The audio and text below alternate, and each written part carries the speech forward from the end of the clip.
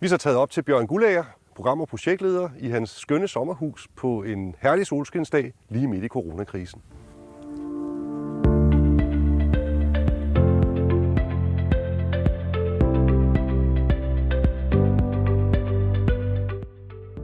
Tak fordi vi måtte komme. Ja, hjertelig velkommen. Tak. Ja. Nu sidder vi her i dit sommerhus midt under coronakrisen.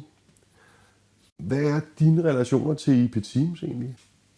IP Teams er et firma, jeg har kendt i rigtig mange år efterhånden, og var et af de første firmaer, da jeg ønskede at gå selvstændig, at jeg tog kontakt til. Så jeg har fulgt firmaet lige fra jeg vil ikke sige en spæd start, det var allerede veletableret og med et rigtig godt brand i den danske professionelle verden omkring professionel og certificeret projektledelse. Det er det jo også stadigvæk, men samtidig har man jo fulgt med i udviklingen, så man stadigvæk er her, men også med et fokus på sikkert gennem forandringen, som både holder nu og dengang. Så vi har kendt hinanden længe. Hvad fik dig egentlig i gang som projektleder? I slutningen af 90'erne arbejdede jeg for et europæisk transportselskab, og vi skulle indføre SAP, og det gik rigtig galt.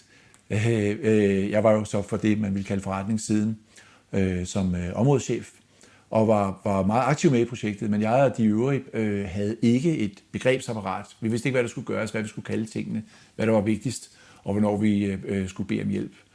Og det kunne jeg se, så kan det gå rigtig galt. Det, som jeg blev opmærksom på i slutningen af 90'erne, det var, at god projektledelse, det kan virkelig enten skabe eller tabe enorme værdier.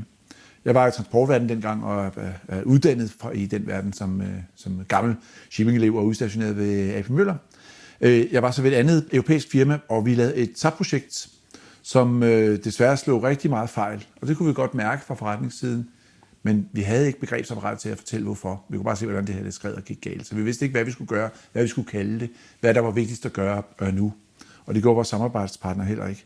Og det var noget af en lærestreg, men det gjorde mig virkelig opmærksom på, at både at IT, som jo er drivkraften i mange projekter, og så det at lede projektet godt, det er virkelig noget, der batter og kan gøre en forskel.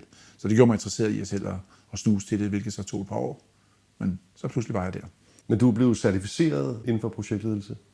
Jeg har nogle grundlæggende certificeringer inden for Prins 2, og så er jo også ITIL, som jo er mere drift end projektledelse. I begge tilfælde, så tror jeg, som jeg er på, at det er super godt at kunne terminologien, og vide, hvordan man skal bruge den rigtigt, men ikke at være en slave af den. Sådan en som mig er mere en facilitator, der siger, hvad skal vi bruge nu, og så tilpasser værktøjskassen til virkeligheden, i forhold til at tvinge virkeligheden ind til, uanset hvor godt værktøjet er. Så er det ikke sikkert, at det hele tiden er det rigtige. Du var selv inde på det lige før, omkring god projektledelse. Hvad lægger du egentlig vægt på? Altså ordet består af to dele. Så for mig så er god ledelse, det er at skabe værdi for, med og gennem andre. Så det er selvfølgelig den ene del af det. Altså du kan ikke være en god projektleder og stå helt alene og så køre et større projekt hjem. Så det, at der er et hold, og at man gør holdet godt, det synes jeg er den ene del af det, ikke også? Den anden del, det er så ordet projekt, og der ligger jo lidt i, at det her det er noget, som er anderledes end det, vi plejer at gøre. Vi er typisk i gang med at enten starte eller komme igennem en forandring, og det skal slutte på et tidspunkt. Det vil sige, at der er nogle ting, som måske ikke er sådan, som vi altid gør tingene, som måske ikke altid matcher firmaets nuværende kultur. Den skal man altid tage hensyn til, men man skal heller ikke lade den diktere, hvad man gør nu, fordi hvis du bliver ved med at gøre det samme, og tror på, at du får et andet resultat, så bliver du nok skuffet. Det sagde jeg selv Einstein. Der er en kant på det, som jeg godt lige vil fremhæve også, og det er en projektleder, især en ekstern projektleder, har det, jeg kalder ingen pisk og kun en halv gulerod. Det vil sige, at for at lave god projektledelse, så skal du virkelig vide, hvordan at du influerer, altså og behandler dine stakeholder godt og får dem til at gøre det. For du som regel ikke hånd- og halsret over dem, og kan heller ikke altid, sjældent faktisk, synes jeg, fyre folk, hvis de ikke performer godt. Så du skal have det bedste ud af det, der er.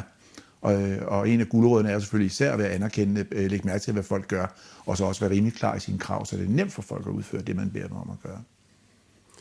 Hvad er dit eget speciale, og hvilke værdier bringer du ind i et projekt? Noget af det, som jeg typisk tager med, det er evnen til, som de siger på engelsk, roll with the punches. Altså at kunne gå derhen, hvor projektet faktisk har brug for det. Fordi vejen fra A til B stort set aldrig er lige. Det er den, når du planlægger den, men det er den jo ikke reelt. Og der er nogen, der måske går i stå, hvis at projektets metodik ikke kan følges til punkt og prikke. Eksperter er altid gode at have med, men det skal altså også være i balance med nogen, som kan bøje eller bøje af, eller bare reagere på det, som ikke går, som det skal. Det er en af de ting, som jeg som regel er god at have med på holdet der. Noget andet det er, at projektet spænder over mange tidszoner, måske flere kulturer. Jeg har boet både øst og vest for Danmark, men dog mest på den nordlige halvkugle, men i hvert fald arbejde sammen med en lang række kulturer. Og derfor, hvis der er den her mulighed, der altid er for, eller risiko, der altid er for at misforstå hinanden, så er det meget godt at have i hvert fald en med på holdet, der har prøvet en masse af de ting, der kan gå galt, og har en idé om, hvad man kan gøre for at undgå det. Det er også en som mig. Så slutligt så er den personlige del, altså den organisatoriske del af forandringen, altså den bløde del, kan man sige, at få folk godt igennem den rejse, hvor selve projektet jo er rejst fra A til B. Altså, vi skal have et skib derhen, eller tog, eller hvad det nu er, et projekt, men vi skal også have folk godt med. Ikke? Så den del af det er noget, der interesserer mig meget. Så forandringsledelsen og et par af guruerne, blandt andet Kotter, har lavet rigtig mange gode ting om det, som stadigvæk mange dekader efter, at han skrev tingene holder stik. Og det, at der bliver taget hensyn til de ting, det er også noget, der ligger mig på sinden. Et projekt skal typisk levere et resultat på kort sigt, men en virksomhed har i virkeligheden brug for en effekt på lang sigt. Og det er balance mellem de to. Den kan jeg også godt lide at lave afvejninger af, så man ikke bare blindt følger projektets formål, hvis det ender med faktisk at ofre enten firmaets ansatte eller firmaets integritet. Har du gjort dig nogle overvejelser i forhold til de forhold, vi møder i øjeblikket under coronakrisen, og måske også nogle tanker omkring, hvad der kunne være på den anden side af coronakrisen, specielt i forhold til projektledelse? Ja. Jeg tror, at coronakrisen, den er både fuldstændig unik, og så er den ligesom det plejer at være.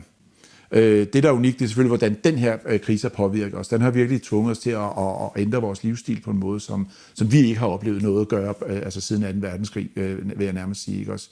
Vi har haft influenza før, også nogen, der var alvorlige, men slet ikke nogen, der har påvirket vores land som det her. Så det, der er unikt ved coronakrisen, det er, at det har tvunget os til at begynde at arbejde på en anden måde. Det vil måske også skulle omorganiseres i det hele taget, eller på anden måde nedjustere vores risikobillede, forsinke nogle projekter. Og alt det har selvfølgelig betydning for overhovedet projekternes evne til at køre. Så dermed er det en risiko, og det har været en stopklods sikkert for mange projekter. Men det er også en mulighed på andre måder, fordi at en hvilken som helst krise eller krig tvinger os også til at tænke på nye måder. Så vi har skulle lære endnu mere end før at arbejde online, altså lave virtuelle teams og bruge de teknologier, der er. De var der jo allerede, både Teams, Zoom og mange andre ting. Vi har længe kendt Skype osv. Men vi skulle tage dem endnu mere med. Jeg tror også, der er mange firmaer, der har fundet ud af, at vi måske ikke behøver at holde så mange møder. Og det påvirker også projektlederen, hvis de ellers stadigvæk har et mandat til at køre deres projekt, at de måske ikke skal holde lige så mange møder med lige så mange mennesker lige så tit for at få tingene gjort. Det er meget vigtigt, at man har en god plan, og man kommunikerer den, inden man holder statusmøder, altså til folk er ved at brække sig over det. Så det tror jeg er nogle af de ting, som det har påvirket.